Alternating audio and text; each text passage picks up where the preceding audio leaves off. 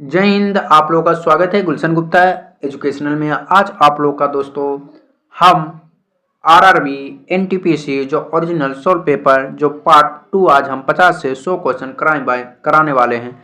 जो खान सर का जो बुक है जो प्रीवियस ईयर जो साइंस और प्लस जीके दोनों के लिए कंप्लीट होगा, जिसमें पार्ट आज 2 है। देखिए वीडियो शुरू करते हैं। पार्ट 1 में हम 60 क्वेश्चन करा दिए थे। आज हम पार्ट 2 में 60 से 100 तक कराएंगे। 60 से 100 तक कराएंगे। देखिए वीडियो शुरू करते हैं। बोधि बोधि उत्सव का अवधारणा निम्न में से किससे संबंधित है? तो ऑप्शन नंबर डी हो जाएगा महायान बौद्ध धर्म से। बोधि उत्सव बौद्ध मत के महायान संप्रदाय के आदर्श एवं केंद्रीय संकलन था। जो आदर्श एवं केंद्रीय संकलन था गौतम बुद्ध का, जो यहाँ था स्थान था। परंपरागत रूप से महान दया से प्रेरित बोधि चिंता जनित सभी संवेदनशील प्राणियों को लाभ के लिए सहज इच्छा से बुद्धत्व प्राप्त करने वाली बोधि बोधि मनाया जाता है। ये जो दोस्तों केंद्र माना जाता है महायान के, इससे पूछेगा महायान पूछेगा। गौतम बुद्ध का जन्म 563 ईसा पूर्व में हुआ था। कहाँ? 563 ईसा पूर्व में। 483 ईसा पूर्व में मृत्यु हो गए थे। 62 नंबर क्वेश्चन है, विनय और शुद्ध पिटक इनमें से किसकी शिक्षाओं के लिए संकलन है? ऑप्शन नंबर गौतम बुद्ध के लिए। त्रिपिटक बौद्ध ग्रंथ में सर्वाधिक महत्वपूर्ण है। त्रिपिटक जो बौद्ध ग्रंथ में सर्वाधिक क्या है? महत्वपूर्ण। यहाँ से भी क्वेश्चन पूछा था कि बौद्ध ग्रंथ में सर्वाधिक महत्वपूर्ण क्या? त्रिपिटक है। बुद्ध की मृत्यु के बाद उनकी शिक्षा की संकलित कर 3 भागों में बांटा गया। त्रिपिटक जिन्हें मतलब गौतम बुद्ध का जो शिक्षा मतलब खत्म होने के बाद ये 3 भागों में बांटा गया। वो विनय पिटक जो संघ संबंधित नियम और आचरण की शिक्षा है। विनय पिटक में नियम और आचरण। शुद्ध पिटक धार्मिक सिद्धांत है। अभिधम पिटक में दार्शनिक सिद्धांत है। दोस्तों यह तीनों पाली भाषा में सम्मिलित हैं। कौन भाषा में? पाली भाषा में। गौतम बुद्ध निम्नलिखित उपदेशों में से किसे अग्नि उपदेश के रूप में जाना जाता है? तो ऑप्शन नंबर बी हो जाएगा आदित्य परिसुत्त। दोस्तों आदित्य परिचय सूत्र को अग्नि उपदेश के रूप में जाना जाता है। यह प्रवचन में बौद्ध 5 इंद्रियों और मन से वैराग्य के माध्यम से दुख से मुक्त प्राप्त करने का उपदेश देता है। यह भी कौन सा भाषा में? तो पाली भाषा में। कौन सा भाषा में? पाली भाषा। जातक कथाएं संबंधित हैं। तो ऑप्शन नंबर बी हो जाएगा बौद्ध धर्म से। जातक कथा साहित्य रचनाएं जो गौतम बुद्ध के पिछले जन्मों के बारे में हैं। मतलब जातक कथा में गौतम बुद्ध के जो पिछले जन्म में हुआ है उसके बारे में बताते हैं। यह बौद्ध ग्रंथ त्रिपिटक भाग का है। त्रिपिटक भाग का है। बौद्ध धर्म की स्थापना गौतम बुद्ध ने 5वीं शताब्दी ईसा पूर्व में किया था। इनका जन्म 563 ईस्वी में हुआ था। बुद्ध चरित्रम नामक पुस्तक का लेखक कौन है? तो ऑप्शन नंबर हो जाएगा, ऑप्शन नंबर क्या हो जाएगा? डी हो जाएगा। बुद्ध चरित्रम पुस्तक का लेखक अश्वमेध हो जाएगा। क्या हो जाएगा? अश्वमेध हो जाएगा। कौन हो? अश्वमेध हो जाएगा इनका लेखक। यह संस्कृत भाषा का महाकाव्य है। 2री शताब्दी में महाकाव्य में गौतम बुद्ध की जीवन चरित्र वर्णित है, जिसमें बुद्ध चरित्र में 28 गो सर्ग और 14 गो सर्ग तक बुद्ध का जन्म से संबंधित है। नागार्जुन के बारे में। नागार्जुन शून्य बात तथा मध्यम मत के प्रख्यात बौद्ध आचार्य थे। जो नागार्जुन का जन्म 150 ईस्वी में तथा मृत्यु 250 ईस्वी में हुआ था। 66 नंबर क्वेश्चन, निम्नलिखित में से कौन सा स्थल बौद्ध के तीर्थ स्थलों में से नहीं है? कौन सा नहीं है? तो ग्वालियर नहीं है। बौद्ध धर्म के संस्थापक गौतम बुद्ध थे। इनका जन्म 563 ईस्वी लुम्बिनी जो नेपाल में पड़ता है स्थान पर हुआ है। जो बौद्ध गया बौद्ध के प्रमुख तीर्थांतर स्थल है। बुद्ध को यही पर ज्ञान की प्राप्ति हुई थी। कहाँ? बौद्ध गया में ज्ञान की प्राप्ति। जो बौद्ध गया बिहार में पड़ता है। सारनाथ बनारस के पास स्थित बौद्ध धर्म का स्थल है, जहाँ पर बौद्ध ने ज्ञान की प्राप्ति के बाद अपना प्रथम उपदेश दिया था। कुशीनगर उत्तर प्रदेश राज्य में स्थित है। कुशीनगर में भगवान बुद्ध को महापरिनिर्वाण मतलब मृत्यु हुए थे। मृत्यु कहाँ? कुशीनगर उत्तर प्रदेश में हुए थे। जन्म बौद्ध गया। लुम्बिनी में जो कहाँ पड़ता है? नेपाल में ज्ञान की प्राप्ति भलो बिहार में हुआ था। दिए गए विकल्प के ग्वालियर संबंधित तीर्थस्थल नहीं है। गौतम बुद्ध का जन्म कहाँ हुआ था? तो हो जाएगा लुम्बिनी, जो कहाँ पड़ता है, नेपाल। पूछेगा लुम्बिनी में क्या होता है, जन्म हुआ था, जो नेपाल में पलता है। बोध गया जो है यहाँ ज्ञान की प्राप्ति, जो बिहार में पलता है। मृत्यु हुआ था कुशीनगर, जो उत्तर प्रदेश में पलता है। इसके बारे में एक्सप्लेनेशन पढ़ लेते हैं। गौतम बौद्ध धर्म के संस्थापक गौतम बुद्ध, इन्हें एशिया या ज्योतिपुंज कहते हैं, मतलब एशिया का लाइट ऑफ एशिया भी कहा जाता है। गौतम बुद्ध का जन्म 563 ईसा पूर्व कपिलवस्तु के लुम्बिनी में, वर्तमान में या नेपाल में नामक स्थान पर है। ये वर्तमान कहाँ है, नेपाल में। का पिता का नाम शुद्धोधन, जो शाक्य गण के मुखिया थे। इनके माता का नाम महामाया तथा मौसी प्रजापति गौतमी थे। इनके बचपन का नाम सिद्धांत था। गौतम बुद्ध 16 वर्ष की अवस्था में इनका विवाह हो गया, जो यशोधरा के साथ हुआ था। इनके विवाह किसके साथ, यशोधरा के साथ विवाह हुआ था। इनके पुत्र का नाम राहुल था। गौतम बुद्ध गृह त्याग के बाद बौद्ध धर्म में महाभिनिष्क्रमण कहा गया। बुद्ध ने अपना प्रथम उपदेश सारनाथ में दिया, जिसे बौद्ध ग्रंथ में धर्मचक्र प्रवर्तन कहा जाता है। धर्मचक्र क्या कहते हैं, प्रवर्तन कहा जाता है। 68 उस बौद्ध ग्रंथ का नाम बताएं जिसमें भिक्षुओं को लिए नियमों का उल्लेख है। तो ऑप्शन नंबर है विनय पिटक। नियमों का उल्लेख विनय पिटक में है दोस्तों। अगला क्वेश्चन हो जाएगा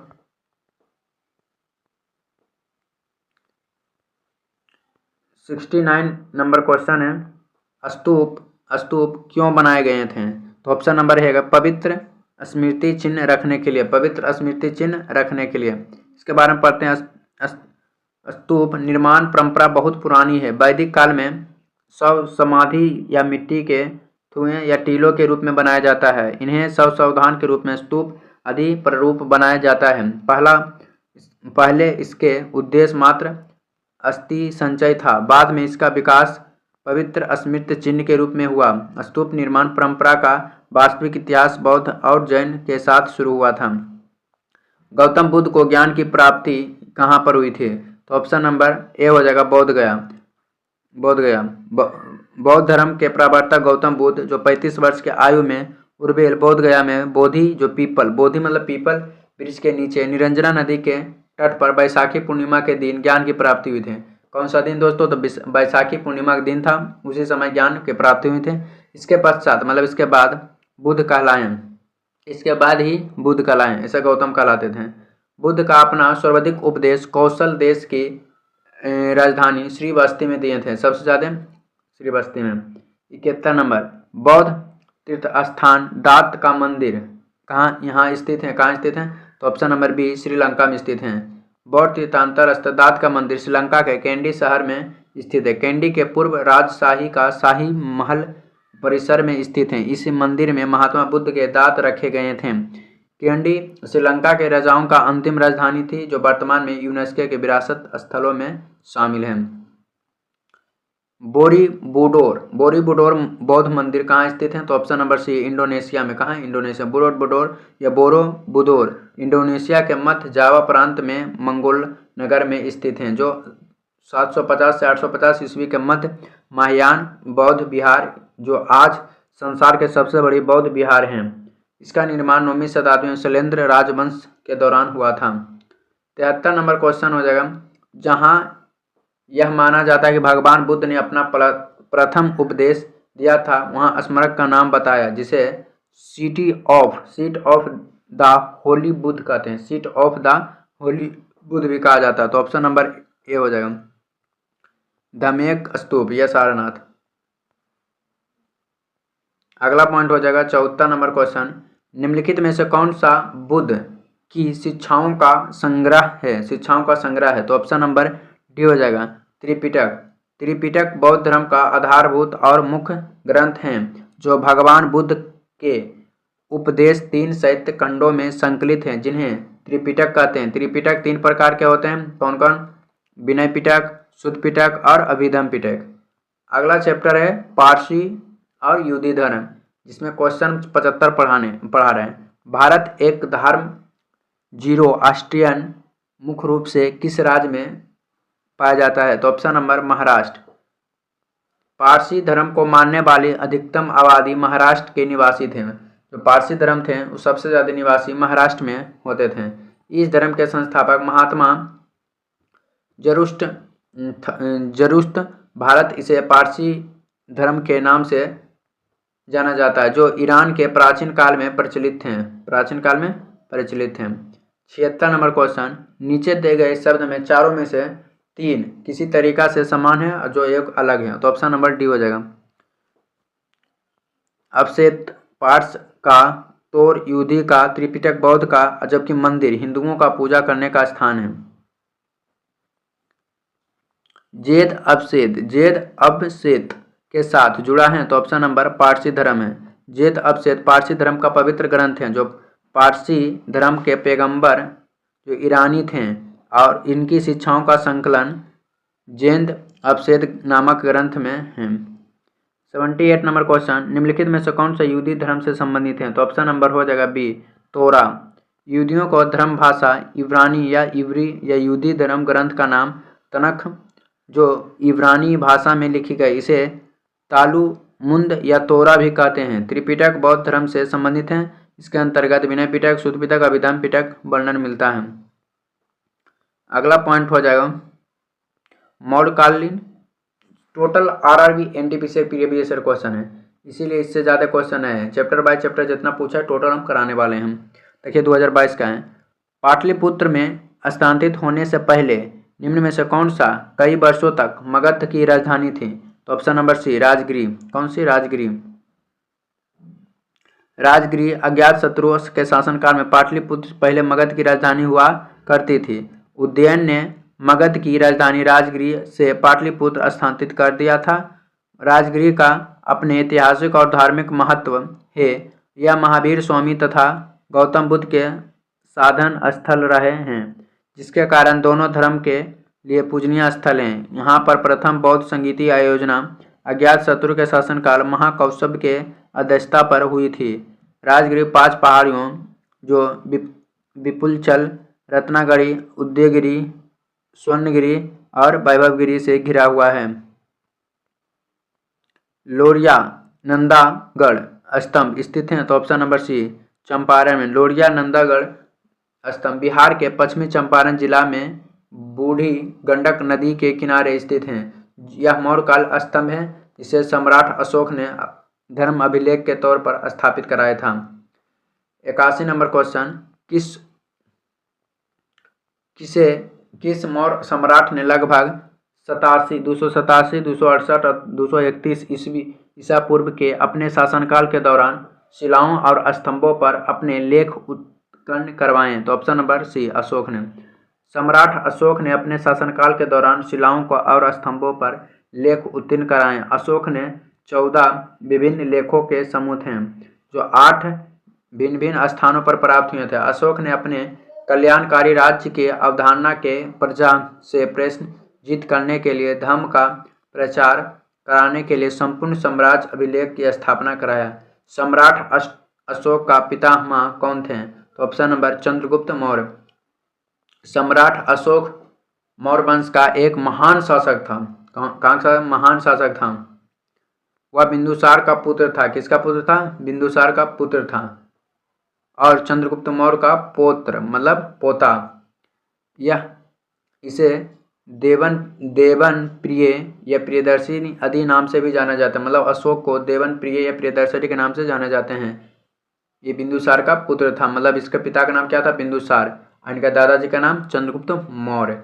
अपने राजाभिषेक 8वें वर्ष 261 ईसा पूर्व अपने कलिंग के युद्ध में लड़ा, अब विजय हुआ।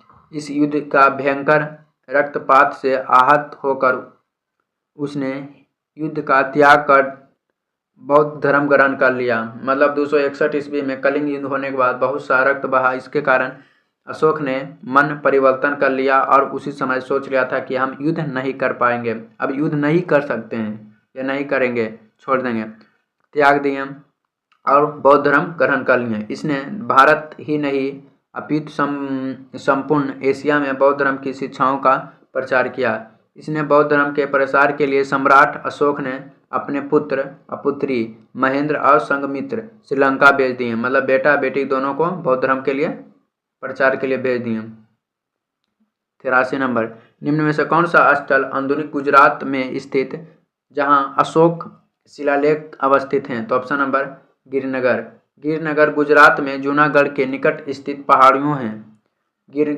गिरनार पहाड़ियों से पश्चिम और पूरब दिशा में 50 रोहाज, सतलुज और घेलो नदी बहती है। इन पहाड़ियों पर मौर्य सम्राट अशोक का चतुर्दश शिलालेख अंकित हैं। अशोक मौर्य वंश का सबसे प्रसिद्ध शासक था। वह ऐसा पहला शासक था जिसने अभिलेखों द्वारा जनता तक अपने संदेश पहुंचाने की कोशिश किया। अशोक ज्यादातर अभिलेख प्राकृत भाषा में और ब्राह्मी भाषा में लिखे थे। 84 नंबर क्वेश्चन, लगभग 260 ईसा पूर्व किस मौर्य सम्राट ने कलिंग को जीतने के लिए सैन्य अभियान का नेतृत्व किया? तो ऑप्शन नंबर अशोक ने। कौन? अशोक ने। 85 नंबर क्वेश्चन हो जाएगा, अशोक का अधिकांश अभिलेख भाषा में थे जबकि उपमहाद्वीप के उत्तर पश्चिम में पाए गए शिलालेखों का आरंभिक और यूनानी भाषा में है। तो ऑप्शन नंबर क्या जो हो जाएगा? बी, प्राकृतिक भाषा में। क्या? कौन भाषा में? प्राकृत भाषा में। मौर्य शासन के दौरान निम्नलिखित में से किस प्रांतों को कर्नाटक में सोने की खान का केंद्र माना जाता है? तो ऑप्शन नंबर ए हो जाएगा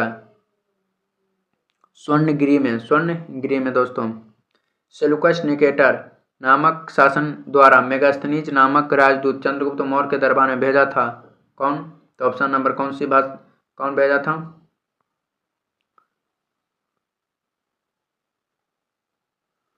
सेल्यूकस निकेटर सिकंदर का प्रमुख सेनापति था। सिकंदर के मृत्यु के पश्चात सीरिया, जो यूनान का शासक बना, सिकंदर द्वारा विजेता प्रदेश पुनः अधिकार में लाने के लिए उद्देश्य 305 ईसा पूर्व में भारत पर आक्रमण किया, परंतु चंद्रगुप्त मौर्य ने पराजित कर सिंध कर लिया। उसके फलस्वरूप चंद्रगुप्त मौर्य को सेल्यूकस से 4 प्रांत और कोसिया, जो गंधार, काबुल, हेराता और मकरान तट के सेल्यूकस ने चंद्रगुप्त मौर्य 500 हाथियों दिए। इस संधि के फलस्वरूप सेल्यूकस निकेटर ने मेगास्थनीज नामक राजदूत को चंद्रगुप्त मौर्य के दरबार में भेज दिया, जिसे इंडिका नामक पुस्तक लिखा था। इंडिका नामक पुस्तक किसने लिखा था? मेगास्थनीज ने। मौर्य शासन अशोक द्वारा निर्मित सारनाथ सिंह चतुर्भुज से बना था। ऑप्शन नंबर बी, बलुआई पत्थर से बना था। कौन सा पत्थर? बलुआई पत्थर से। अशोक द्वारा निर्मित सारनाथ सिंह चतुर्भुज धर्म चक्र प्रवर्तन की घटना का स्मारक है, जिसकी स्थापना धर्म संघ की अचनू पंथ बनाए रखने के लिए हुए थे। यह चुनर के बालुओं को पत्थर लगभग 45 फीट प्रसार खंड बना धरती से गढ़े हुए आधार से छोड़कर इसका दंड गोलाकार और तथा ऊपर की ओर पतला हुआ था। ऊपर की ओर क्या? पतला होते थे। 89 नंबर क्वेश्चन, 326 ईसा पूर्व में भारत पर आक्रमण करने के लिए सिकंदर ने सबसे पहले निम्नलिखित में से किस नदी को पार किया था? तो ऑप्शन नंबर ए हो जाएगा, सिंध नदी को पार किया था। कौन सा नदी? सिंध नदी। 90 नंबर क्वेश्चन, मध्य प्रदेश में भगवान बुद्ध के सम्मान में सम्राट अशोक द्वारा बनाए गए बौद्ध स्मारक था। ऑप्शन नंबर सांची स्तूप था। अशोक सांची का स्तूप का निर्माण किसने कराया था? तो ऑप्शन नंबर ए, अशोक ने करवाया था। किसने? अशोक ने करवाया था। 92 नंबर क्वेश्चन, बौद्ध धर्म से संबंधित प्रख्यात भवन संरचना धार्मिक स्तूप का निर्माण मूलतः वंश के शासनकाल में दौरान कराया गया था। तो ऑप्शन नंबर मौर्य करवाया था। कौन? मौर्य। बौद्ध संरचना और धमेखु स्तूप कहाँ पर हैं? तो ऑप्शन नंबर ए, सारनाथ में है। कहाँ? सारनाथ में। तृतीय बौद्ध परिषद का आयोजन किसके द्वारा कराया गया था? तो ऑप्शन नंबर सी, अशोक के द्वारा करवाया गया था। 95 नंबर क्वेश्चन, चंद्रगुप्त मौर्य वंश के संस्थापक थे, जो भारतीय इतिहास में उनके शासन के बारे में निम्नलिखित में से कौन सा कथन गलत है? तो कौन सा कथन गलत है? तो ऑप्शन नंबर हो जाएगा बी वाला कथन गलत है। भैरव खां उनके सबसे अच्छे सहयोगी, संरक्षक और मार्गदर्शन थे? नहीं थे दोस्तों, गलत बात है, बाकी सब सही है।